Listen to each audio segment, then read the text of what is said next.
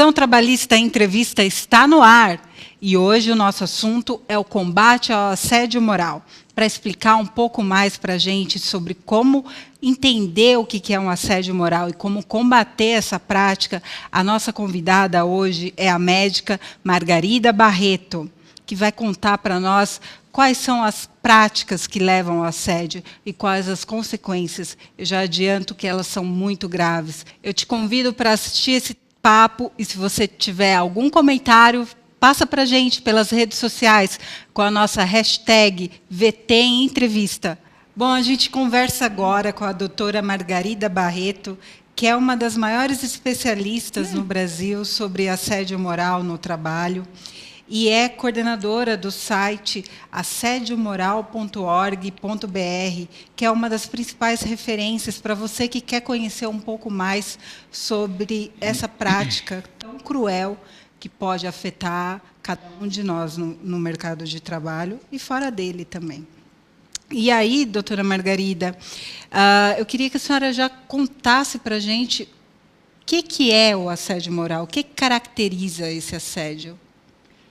Olha, o assédio moral são práticas, como você disse, cruéis, repetitivas, em que se caracteriza principalmente por desqualificações, humilhações, desmoralizações, ameaças constantes, repetitivas, ao longo da jornada com o trabalhador. Então, se nós fôssemos dizer o que é assédio, uma palavra é um cerco. Eu pego um trabalhador, o qual eu quero eliminar ele daquele ambiente de trabalho, coloco dentro de um cerco e não dou trégua a essa pessoa. Humilho, até que ele desiste do emprego e ele, muitas vezes, pede demissão. Isso é o assédio moral. Às vezes as pessoas tendem a achar que um xingamento ou algo que é uma brincadeira de fora de hora, isso já é um assédio. Essa característica da permanência, da constância, ela é decisiva para caracterizar o assédio? Sim, a repetição ela é fundamental. Obviamente que não é necessário você esperar um tempo prolongado para caracterizar, porque quando a gente quer entender o assédio, primeiro a gente tem que compreender o que é que mudou nesse mundo do trabalho. Esse mundo do trabalho, cada vez mais os trabalhadores estão expostos e imposto também uma jornada de trabalho prolongada, com excesso de carga de trabalho. Muitas vezes aquele trabalhador está fazendo o trabalho, a carga, não só dele, as tarefas que caberia 2, 3, está na mão dele, ele fazendo sozinho. E, obviamente, que o seu chefe ou o seu gestor também sofre pressão na medida em que ele recebe a ordem, olha, a empresa tem que dar produtividade, não importa como. E aí vem esse componente que parece que é algo da pessoa, da personalidade, e, na verdade, está relacionado diretamente com a organização de trabalho. A organização de trabalho que quer produzir, não importa como. Não importa para a empresa a saúde daquele trabalhador, se ele está bem, se não está bem, se ele vai adoecer, se ele se acidentou ou não. Adoeceu para a empresa, está fora. E aí, muitas vezes, nesse processo de adoecer, ou quando retorna da Previdência, ou nesse processo, inclusive, de um trabalhador que luta pelos seus direitos, ou que denuncia alguma coisa que não concorda com uma coisa que está incorreta, enfim, qualquer coisa que, entre aspas, tire a harmonia daquilo que a empresa considera harmonia, que é produzir, vem o processo do assédio moral. Então, todos dentro de um local de trabalho, qualquer que seja o trabalho, qualquer que seja o setor, qualquer que seja a categoria, são pressionados de uma forma intensa moralmente, cotidianamente. Por que são pressionados? Ali é para dar produção, ali é para trabalhar. E é de tal forma isso, dar produção e trabalhar, que cada vez mais a gente encontra em todas as empresas a ausência da porosidade, do que a gente chama porosidade. O que significa isso? Cada vez você vai ver os trabalhadores sem tempo sequer de ir ao banheiro. Muitas vezes o horário de almoço que ele tem garantido por lei de 1 hora, ele sequer tem 10 minutos, E muitas vezes a jornada dele, que teoricamente é 8 horas, que é uma conquista ao longo dos anos, o que na prática a gente vê são trabalhadores ficando 10 horas, 12 horas, 14 horas, como eu já peguei, inclusive trabalhadores 16 horas dentro daquela empresa. Então, do lado do empregador, do lado do capital, há um desrespeito constante àquilo que é direito do trabalhador. Do lado do trabalhador, há uma entrega muito grande de procurar fazer o melhor, até porque aquele trabalhador, todo trabalhador, procura dar o melhor de si, porque o trabalho é central na vida da gente. E sempre a pressão que e sempre a pressão existiu, para produzir né? mais. Da produção, do corte, principalmente agora que a gente volta a viver essa pressão de crise, então cada vez mais todo mundo está querendo salvar o seu posto de trabalho e aí as pessoas vão se submetendo. Nesse momento aí das crises, quer dizer, as empresas terminam se aproveitando muito desse aspecto, né? Porque com a ameaça da crise vem a ameaça do desemprego, vem um medo coletivo, que é aproveitado e estimulado esse medo, as pessoas procuram trabalhar mais, e com medo de perder o próprio emprego, e muitas vezes a empresa, aliás, frequentemente as empresas se aproveitam desse momento da crise para fazer uma reestruturação, que na prática é que a gente diria que essa reestruturação é demitir pessoas. É diminuir o número de trabalhadores. Com todo um discurso, olha, estamos em crise, não sabemos que vamos continuar ou não, temos que demitir pessoas, tem alguns postos de trabalho que vão fechar. E quando a gente vai ver, muitas vezes, a conta dessa empresa tem sido positiva. Quer dizer, ela não deixou de ganhar. Ao contrário, ela não deixou de vender. Ao contrário, ela não deixou de lucrar. Quem perde em todo esse processo são os trabalhadores. Perde a saúde, perde o emprego, vive sobre ameaça, sobre o medo, muitas vezes são vítimas de agressões mesmo, não estou falando aqui de agressão física, mas agressão moral. E aí a gente tem que compreender o seguinte, no assédio moral, essas agressões morais, esses gritos, essas ameaças, chamar o outro de incompetente, imbecil, de inútil, uma palavra dói muito mais do que uma arma, né? Uma palavra fere. E constantemente, você ouvir isso no ambiente de trabalho, você está fazendo o melhor de si, dando o melhor para aquela empresa. E ouvir que você não é capaz, que você não está fazendo aquilo que deveria ser feito, que você não está produzindo com aquela qualidade que você vai... Lógico que ao longo do tempo isso vai magoando, isso vai desestruturando. Vai minando as forças. Isso vai minando todo indivíduo, eu, você, qualquer que seja a categoria, a gente quer ser reconhecido naquilo que faz. Então, a gente quer ser valorizado naquilo que faz. Então, na medida em que eu sou humilhada, está mais do que claro que eu não sou reconhecida naquele meu trabalho. Sim. Quando eu humilho alguém, eu estou dizendo, sem dizer, mas colocando aquela pessoa num lugar que não é o meu, no lugar abaixo do meu. Né? Eu me sinto superior àquela pessoa, então eu me sinto no direito, como se eu tivesse o direito de humilhar aquele trabalhador. Agora, eu acho que é importante a gente saber o seguinte, todo trabalhador, homem ou mulher, nenhuma empresa tem direito a humilhar. A relação que o trabalhador estabelece com qualquer empresa, de qualquer categoria, é uma relação, ele vende a sua força de trabalho, recebe por essa força de trabalho um salário, aquém inclusive da capacidade dele, aquém inclusive daquilo que ele realiza, e ponto. Isso não dá direito ao seu empregador, ou o preposto daquele empregador, o gerente, o gestor, o chefete, o chefe, a humilhar, a desqualificar. Doutora, com certeza a gente vai dar continuidade a esse assunto no nosso próximo bloco, mas para a gente não perder o fio da meada e para quem está nos acompanhando entender um pouco, pelo que eu consegui compreender, o assédio moral tem a parte que cabe da pessoa que pratica, do violador, e tem a parte organizacional que muitas vezes está por trás dessa pessoa, que muitas vezes não entendeu que ela também está sendo uma pessoa manipulada por essa organização que coloca metas, que coloca uma estrutura. Então, a gente vai, no próximo bloco, voltar um pouquinho nisso e nas consequências de toda essa prática. A gente espera você.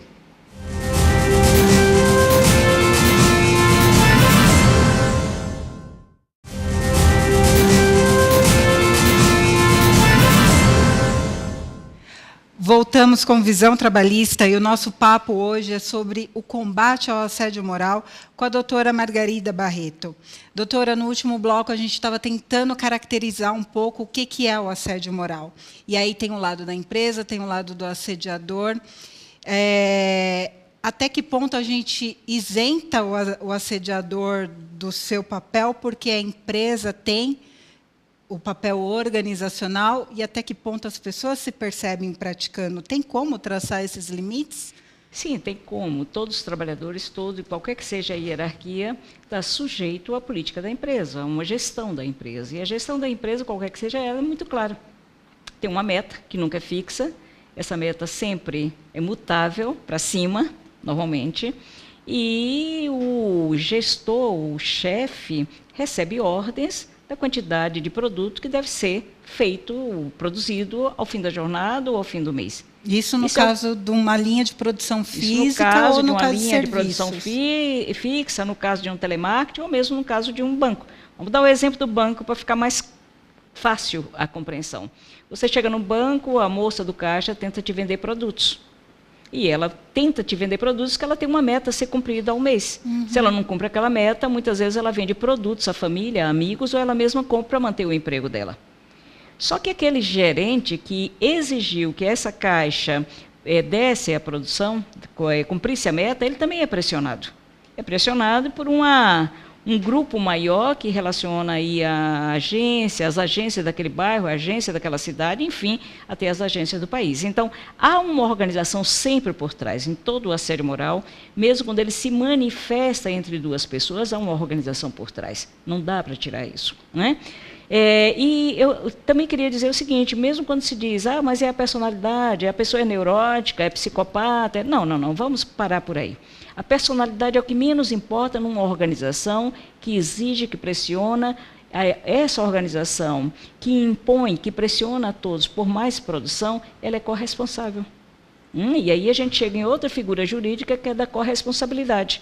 Quer dizer, quando acontece um assédio moral, que um gestor recebe a ordem que a produção tem que sair, e as características, sim, da personalidade dele é acionada para ele fazer com que todos os seus subordinados deem aquela produção, isso não significa que a empresa esteja isenta. Ele recebeu ordens, ele está cumprindo ordens, mesmo quando as características pessoais da personalidade dele, autoritário, é um cara nervoso, um cara mais ríspido, entra em ação. Ele está entrando em ação ao serviço da empresa. Então, não tem como existe a empresa uma pressão dizer, sobre os dois. Não tem como a empresa, essa pressão, eu sempre digo o seguinte, ela vem de cima para baixo, e à medida que ela vai acontecendo, ela vai se tornando mais intensa. Vamos explicar melhor isso. Eu pego uma pessoa da alta hierarquia, que sofreu um assédio moral, tem características mais sutis, se manifesta mais sutis, não vai dar para a gente conversar isso aqui. Quando esse assédio moral chega lá na produção, chega na linha de produção, ele chega com palavrões, ele chega com gritos, ele chega com de uma forma muito explícita a manifestação, né? Os dois doem. Óbvio, não importa como se explicita isso, se com palavrões, se com gestos, se com risinhos, se com fofocas, se com ameaças. Qualquer que seja a manifestação, os dois ferem, os dois desestrutura a saúde daquele que recebe. E como que acontece essa desestruturação? O que ela significa para as pessoas? Eu sei que a senhora tem uma pesquisa extremamente pioneira também em relação ao suicídio. Qual que é a relação dessa consequência extremamente grave com o assédio moral? Dá para traçar essa causa e o ambiente de consequência? trabalho não seria um ambiente que você vai para aquele ambiente, onde você passa o maior tempo da sua vida, 8 horas diárias ou mais. Então, não é um ambiente para você ser humilhado. Ninguém vai para o ambiente de trabalho para dizer, hoje é um dia de humilhação, né? O ambiente de trabalho, você vai para trabalhar, você vai pela qualidade, você vai para dar o melhor de si, você vai porque necessita daquele emprego. Ora, quando você, naquele ambiente de trabalho, além das pressões generalizadas, você termina sofrendo essas humilhações constantes, isso aos poucos vai minando a tua saúde, vai minando o teu prazer em relação àquele ambiente de trabalho. Quer dizer, você passa a dizer, mas o que é que está acontecendo, que eu não consigo dar conta? Por que será que ele reclama sempre de mim? Por que esses gritos? Quer dizer, você vai se questionando, tentando encontrar onde você... Se vitimando. E muitas vezes o assediador, aquele preposto da empresa, o chefe, passa a isolar aquela pessoa. Não cumprimenta mais, não dá bom dia, tira a tarefa, ou sobrecarrega de tarefas. Isso vai fazendo com que esse trabalhador se questione mais e mais, só está acontecendo aquilo com ele. E isso, o fato de escolher um trabalhador e só acontecer com aquilo, é que confunde, achando que é uma coisa simplesmente do chefe com aquele trabalhador.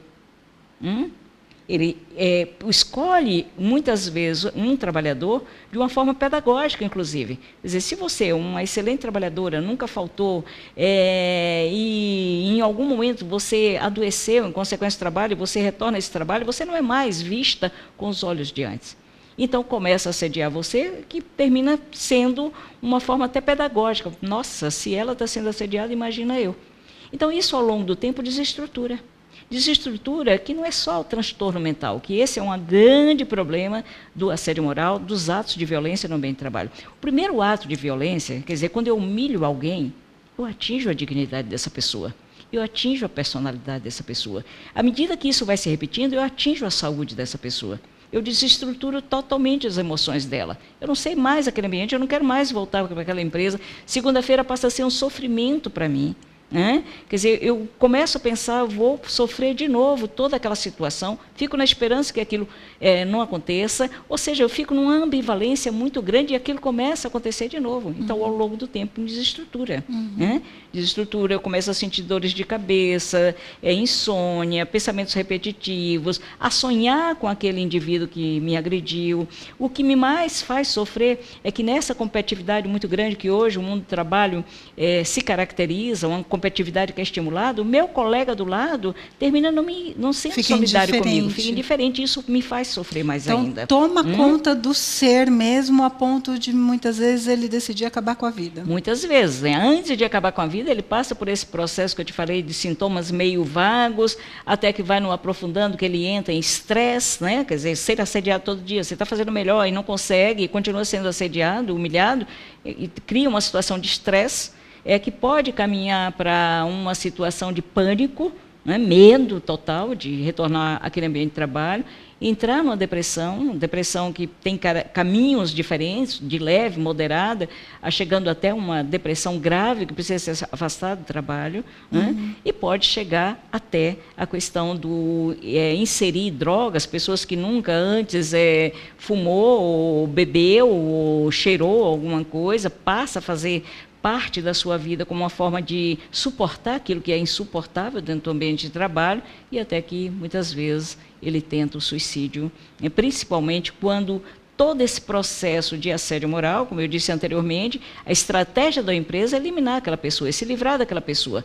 Não demite, e aí vem o processo de esmagamento daquela pessoa pelas humilhações, até que a pessoa não aguenta e pede a demissão daquele ambiente de trabalho. Você imagina, num momento de crise, você abrir mão da única coisa que você tem, às vezes o seu único membro da família que está trabalhando, isso é desesperador. Quando isso acontece, ser demitido, ou ser forçado a pedir demissão, ou sair porque já não aguenta mais, quer seja numa reestruturação da empresa, o que seja, ou porque adoeceu, essa pessoa normalmente tem ideações suicidas e pode culminar com suicídio. A gente vai continuar nesse assunto no próximo bloco. Fica com a gente.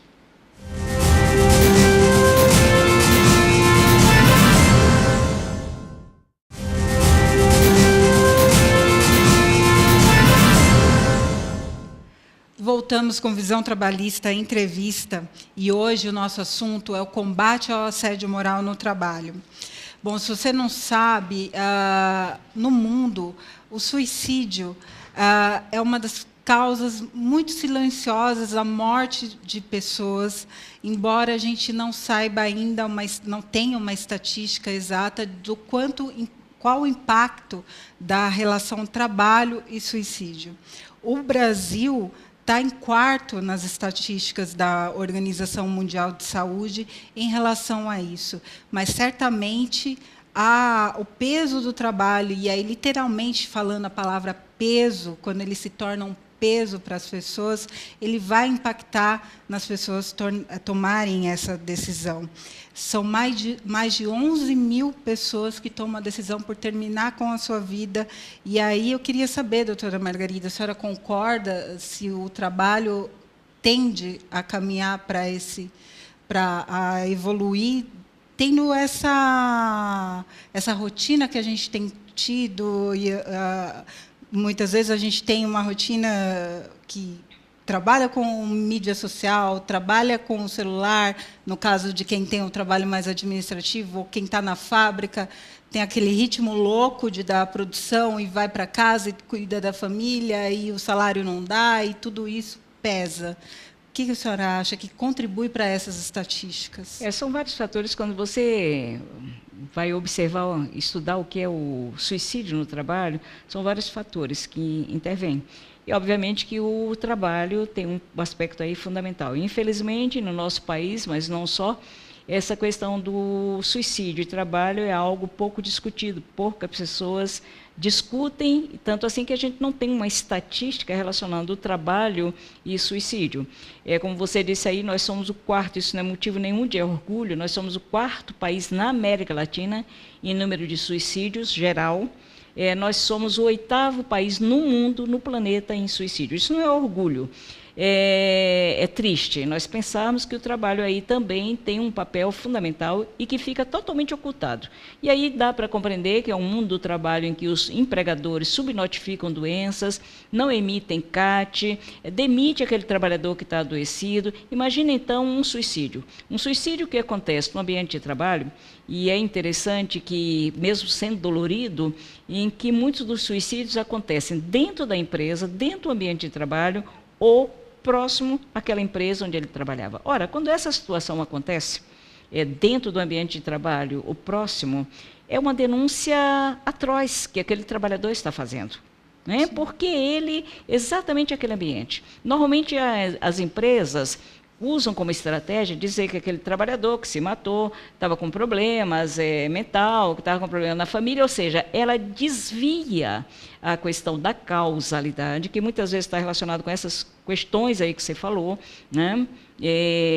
Da pressão acentuada, do não se sentir mais útil dentro daquele lugar, de perder a sua referência dentro daquele lugar. Quer dizer, você imagina o que é dentro da nossa cultura, e aí eu não falo só de Brasil, de uma forma geral, em que o papel do homem é um papel de provedor da família, ele perde o emprego, ele desestrutura totalmente. Ele deu a vida para aquela empresa, né? Ele chegou tarde em casa, ele cansado, ele não tinha tempo para a família. Quantas vezes ele, em função da empresa, a família ficou em último lugar, né? E muitas vezes, quando ele chegava em casa, já exausto, exaurido, que sequer queria ouvir um filho ou queria conversar. Quer dizer, esse indivíduo perde. E eu me refiro aí a homem porque o maior índice de suicídio que nós temos na sociedade como um todo é masculino, é dos homens, jovens, né? Jovens, né? E quando a gente vai para o mundo do trabalho também, essa característica se repete. A gente tem muito mais suicídio de homens, de trabalhadores, do que de trabalhadoras, né? E quando você decide acabar com sua vida, porque não resta mais nenhuma possibilidade. É porque você não vê mais perspectiva. Você não é doente. Quem te adoeceu, quem te transtornou, é aquela empresa com a sua conduta nefasta de não reconhecer a vida, não valorizar a vida, mesmo as empresas, qualquer que seja o ramo, tendo um discurso muito bonito, um discurso contraditório, porque fala em sustentabilidade social, fala em ética corporativa, deveria cuidar das condições de ambiente de trabalho, ao contrário. Funciona muito bem para o mercado. Funciona, né? Isso é muito bonito no discurso, mas no cotidiano, no dia a dia, não é isso que os trabalhadores e trabalhadoras vivenciam dentro do ambiente de trabalho. Então, é algo muito dolorido quando você, além de adoecer, além de ser humilhado de uma forma constante, você ainda é demitido ou você ainda sofre um transtorno mental. Hoje, a gente vive uma situação no Brasil que o transtorno mental relacionado com o trabalho é a terceira patologia.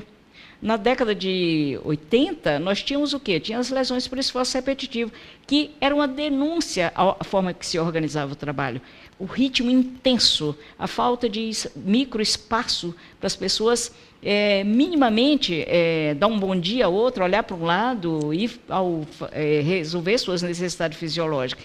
Todo esse espaço foi retirado. Então, é trabalhar, trabalhar, trabalhar, produzir, produzir, produzir, produzir. Nós não somos máquinas, nós somos seres humanos. Mas tratados tais e nós quais, precisamos do outro, nós somos seres que nos reconhecemos no outro, que precisamos de outro, que precisamos dos laços afetivos. Né? Nós necessitamos disso. Quando isso é roubado, é retirado, é expropriado das nossas vidas dentro do ambiente de trabalho, E que se uma pessoa ou adoece, ou entra num aspecto aí da depressão, do transtorno mental, do burnout, qualquer que seja a patologia, ou culmina com suicídio, não é fraqueza daquela pessoa. É muito fácil para a empresa dizer que foi fraco. Não é fraqueza. Com certeza, com certeza. E aí, a gente está caminhando para o encerramento do nosso programa. Eu não posso deixar de perguntar para a senhora, até porque o Visão Trabalhista é um programa dos sindicatos metalúrgicos de Osasco.